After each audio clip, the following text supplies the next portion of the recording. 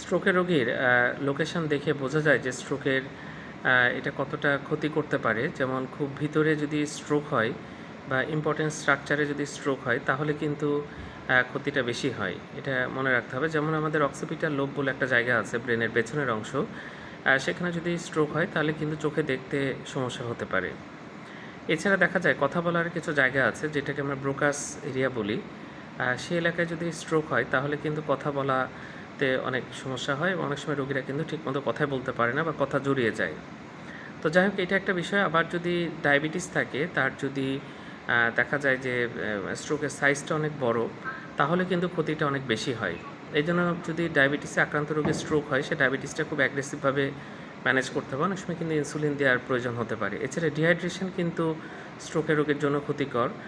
সেজন্য অবশ্যই যেন তার ফ্লুইড এবং ইলেকট্রোলাইট ব্যালেন্সটা ঠিক থাকে, সেটা খেয়াল রাখতে হবে। আরেকটা বিষয় হাইপারগ্লাইসেমিয়া। ডায়াবেটিস যদি থাকে সেটা কিন্তু কমাতে হবে। এছাড়া জ্বর বা হলে সেই জ্বর কমানোর জন্য কিন্তু ওষুধ দেওয়া যায়। তার ফলেও কিন্তু দ্রুত উন্নতি হয় বা রোগীর কিন্তু অনেক কষ্ট বা ঝামেলা কমে যায়। ধন্যবাদ সবাইকে।